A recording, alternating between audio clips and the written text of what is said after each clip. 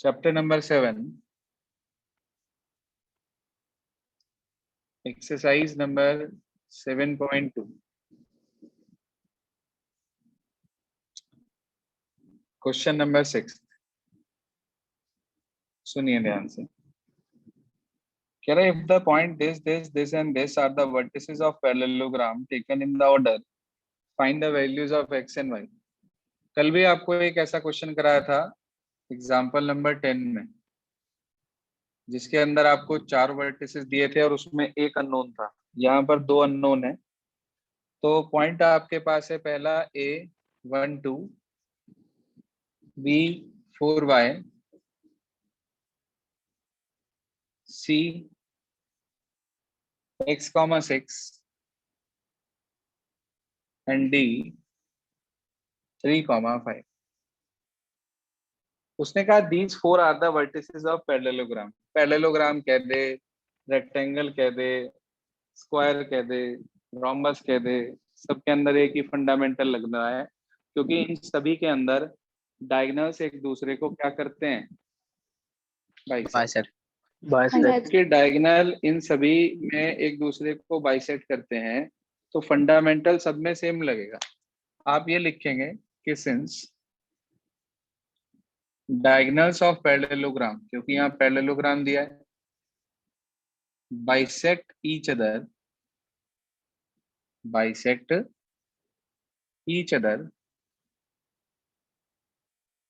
तो हम ये कह सकते हैं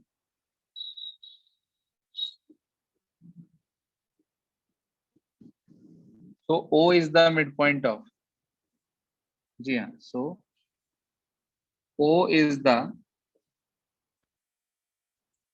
midpoint of AC and BD. तो इसका मतलब O, AC और BD का मिड पॉइंट हो गया. तो मैं ये कह सकता हूं it implies mid point of AC जो होगा वो इक्वल होगा मिड पॉइंट ऑफ किसके? BD के. BD. Yes sir. AC का मिड पॉइंट निकाल रहे हैं अब हम यहाँ पर. तो वो कैसे निकलेगा AC का मिड पॉइंट? ध्यान दीजिए, 1 + x/2, कॉमा 2 + 6 यानी कि 8/2. ऐसे ही मैंने BD के कोऑर्डिनेट निकाले यहाँ पर, 4 + 3 7/2 और y + 5/2. यही होता है भाई मिड पॉइंट का फॉर्मूला. x1 + x2/2 और y1 + y2/2. अब क्या करना है हमें, ध्यान दीजिएगा. इसके बाद अब ये दोनों कोऑर्डिनेट आपस में इक्वल है, तो इसका मतलब इनके कॉरेस्पॉन्डिंग आपस में पार्ट इक्वल होंगे, पहला पहले के और दूसरा दूसरे के. तो आप कह सकते हैं इट इम्प्लाइज 1 + x/2 = 7/2 और 8/2 = y + 5/2. इस 2 से ये 2 कैंसिल हो गया, यहाँ से ये, तो आपको x की वैल्यू मिल गई 6 और आपको y की वैल्यू मिल गई 3. चेक करिए आंसर प्लीज क्या रहा है. ये सर यही आ रहा है. तो ये आपके पास था 7.2 का क्वेश्चन नंबर 6. क्लियर हो गया सभी को? Yes sir. आगे सुनिए क्या कहता है क्वेश्चन नंबर 7. बहुत अच्छा क्वेश्चन है 7 और बिल्कुल आसान है. कह रहा था coordinates of the find the coordinates of the point A where AB is a diameter of a circle whose center is इतना and B is इतना. अच्छा, AB diameter है. ध्यान दीजिए क्वेश्चन नंबर 7.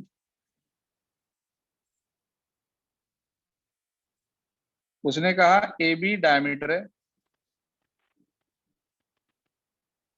O सेंटर है, O के coordinate क्या दे रखे हैं आपको? 2 - 3. Yes sir. और B के कोऑर्डिनेट 1 4. 1 4. ये दे दिया हमें. उसने हमारे से ये कहा कि हमें A पॉइंट के कोऑर्डिनेट चाहिए.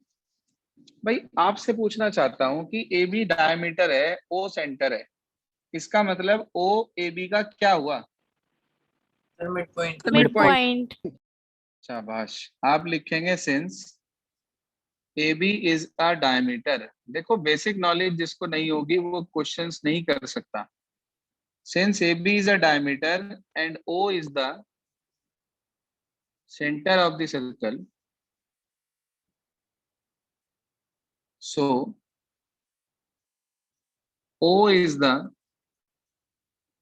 midpoint of the circle, sorry midpoint of AB। हाँ जी सर, ये सेंटर ऑफ सर्कल है, यहाँ पे पूरा लिख लेना आप इसे। Since O is the center of the circle, तो हम ये कह सकते हैं कि so O is the midpoint of AB। O AB का मिड हो गया। मैंने A के कोऑर्डिनेट लेट कर लिए, A कॉमा B ले लिए, चाहे आप अल्फा बीटा मान लो या कुछ भी मान लो। आपने मान लिया let A is A comma B। अब हमें कोऑर्डिनेट निकालने हैं ए के। जी हाँ सर, लगाइए मिड पॉइंट फार्मूला। बोलिए क्या बैठेगा? 2 इज इक्वल्स टू, बीच में 2 है, 2 is equals to sir a plus 1/2। शाबाश, A+1। a प्लस 1/2, बिल्कुल ठीक। -3 is sir, A1 equals to B b +4 plus 4/2। b plus 4/2। इसकी मल्टीप्लाई इधर, इसकी मल्टीप्लाई इधर। 4 is equals to a plus 1, -6 is equals to b plus 4। तो आपको a की वैल्यू मिल गई 3 और यहाँ से b की वैल्यू मिल गई -10। तो हम ये लिखेंगे इट इम्प्लाइज a इज 3, -10। बस यही था, सिंपल सा क्वेश्चन। देख लें क्लियर हो गया 7 सभी को? Yes sir. ठीक है। 7th के बाद हमारे पास आ जाता है क्वेश्चन नंबर 8। ये बड़ा अच्छा क्वेश्चन है भाई, बहुत देते हैं टीचर इसको एग्जाम में। वो इसलिए देते हैं क्योंकि इसमें बहुत सारे बच्चे गलती करते हैं। देखिए ध्यान से क्या कहा उसने। ये आपके पास ये भी एक लाइन सेगमेंट है। कह रहा है if A and B are this and this, -2 -2 and B is 2 -4। उसने बोला respectively find the points of the P such that AP equals to 3/7 of AB। जी हाँ, AP is equals to 3/7 of AB। इसका ये मतलब हुआ कि आपको AP upon AB की रेशियो 3/7 मिल गई। कुछ बच्चे क्या करते हैं, वो देखते हैं भाई रेशियो मिल गई 3/7, उठा के सेक्शन फार्मूला लगा देते हैं और बाद में कहते हैं सर हमारा आंसर ठीक नहीं आ रहा। अच्छा, अगर 3/7 ले लिया जाए रेशियो को और पी के कोऑर्डिनेट निकाले जाए सेक्शन फार्मूला लगाकर, तो क्या गलती हुई हमारे से इसके अंदर जिससे आंसर नहीं आएगा? Sir BP। जी हाँ।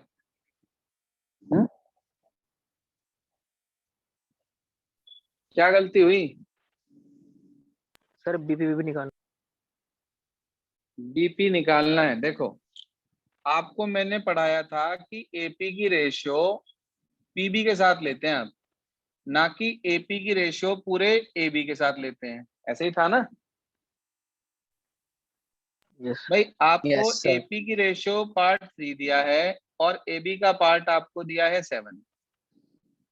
वो आपसे कह रहा है कि आपको पी के कोऑर्डिनेट निकालने हैं। तो जब तक मुझे पीबी नहीं पता होगी, यानी कि मुझे ये रेशियो नहीं पता होगी पी पॉइंट के रेस्पेक्ट में, तब तक मैं निकाल ही नहीं सकता, सेक्शन फॉर्मूले लगा ही नहीं सकता हूं।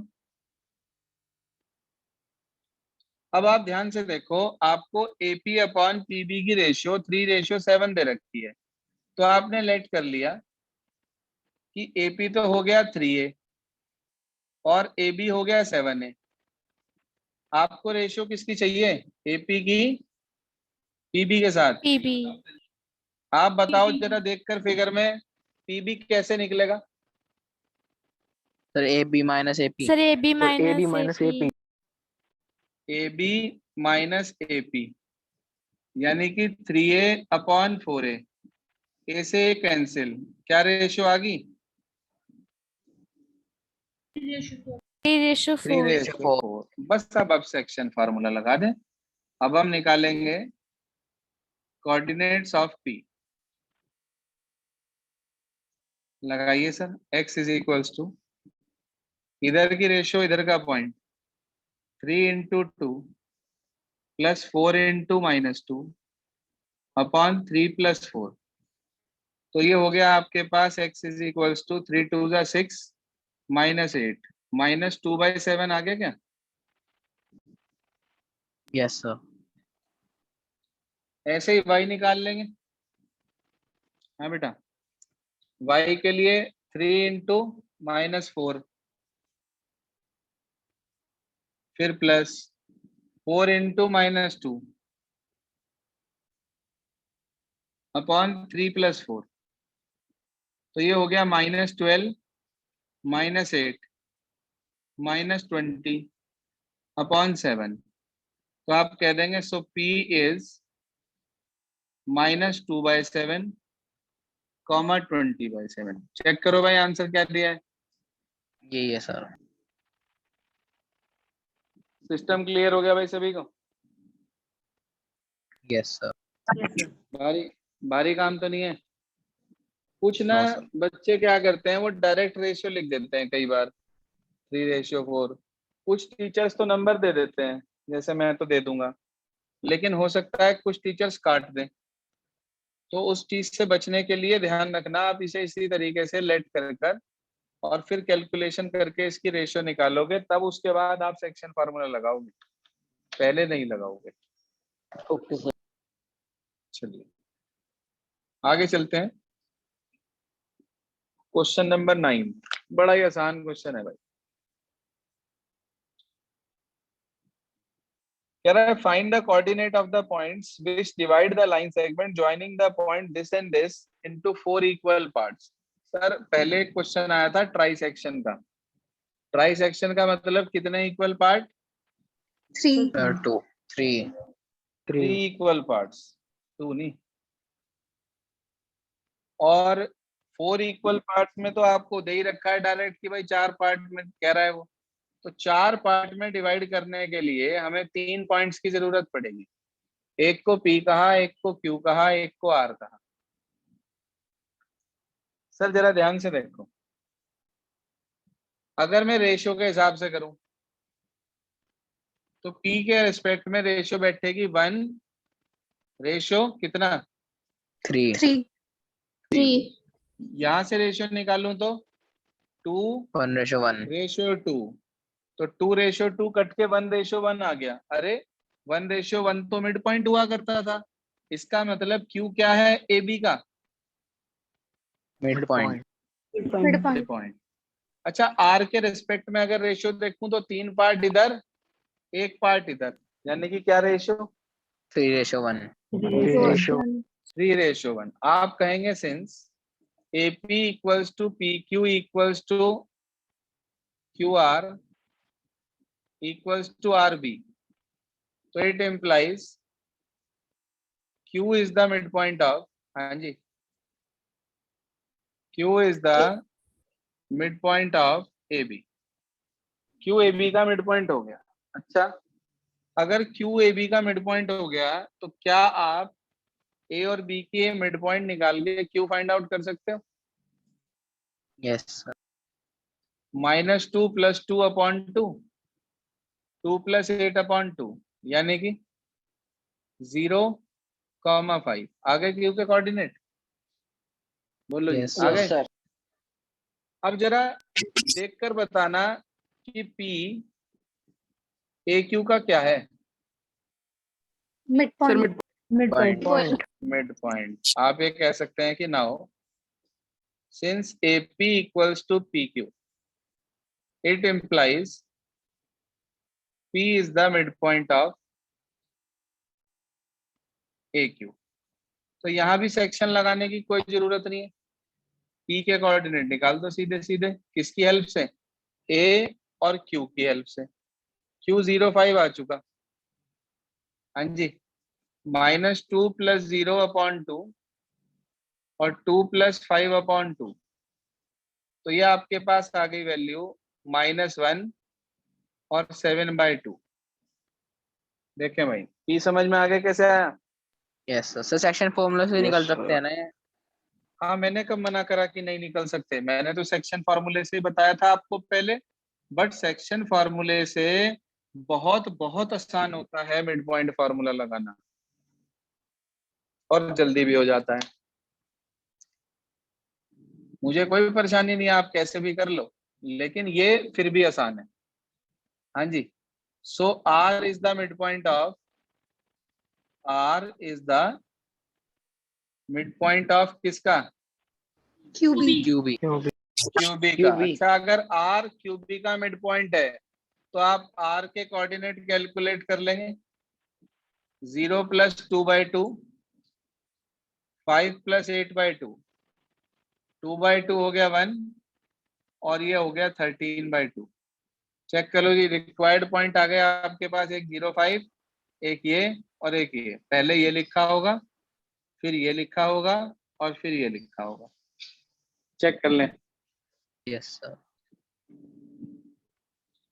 तो ये था आपके पास question number 9। It is much simpler method than by applying section formula, but section formula गलत नहीं होगा अगर आप अप्लाई कर दें। That method is also correct, and for the first point ratio is 1:3, for the second point 1:1, for the third point 3:1, and you will apply section formula in all the three cases, you will get the answer. Fine. Yes sir. चलें आगे। Yes, sir. चलिए, 10th Yes, sir. Question क्या कहता है, देखिए question number 10 कह रहा है find the area of rhombus if its vertices are. 4 vertices दे रखे हैं, चारों के चारों रोम्बस के। पहला कितना है, 3,0। दूसरा 4, 5 4,5, तीसरा -1,4, 1,4 चौथा -2, -1। -2, -1। रोम्बस है ये। सर एरिया ऑफ रोम्बस का जो फॉर्मूला होता है वो होता है half into product of diagonals, यानी कि half into AC into BD। ना तो मेरे पास AC की लेंथ है और ना ही मेरे पास BD की लेंथ है। आपको मैंने लेंथ यानी कि डिस्टेंस निकालने का एक फार्मूला बताया था। क्या फार्मूला था भाई वो, क्या नाम था उस फार्मूले का? distance formula distance formula. उसकी हेल्प से बड़े आराम से आप AC कैलकुलेट कर सकते हैं। वो आ जाएगा √3 - -1 + 1 हो गया 4 का स्क्वायर 16, और ये हो गया 16, √32 हो गया, यानी कि 4√2 आ गया। फिर आप कैलकुलेट कर देंगे BD। ये BD है आपके पास, 4 - -2 यानी कि +2 हो गया, 6 का स्क्वायर 36, और 5 - -1 ये भी 36, तो ये आपके पास आ गया 6√2। आपको चाहिए area of rhombus, half into 4√2 into 6√2। √2 2 हो गया, 2 से 2 कट गया, 6 4 जा 24 स्क्वायर यूनिट्स। आंसर चेक करिए प्लीज, क्या रहा है? यही है सर। Sir, Yes. same है. तो सर ये आपके पास बेसिकली एक्सरसाइज 7.2 NCERT से खत्म हो जाती है। कल ये जो 5 क्वेश्चंस आपको ऑप्शनल एक्सरसाइज के दिए हैं, कल ये एक्सप्लेन करेंगे। एक बार इन्हें कोशिश कर लीजिएगा करने की। कौन कौन से क्वेश्चन है ये, ट्राई। क्वेश्चन नंबर 1, 3, 4, 7 एंड 8, यही है ना?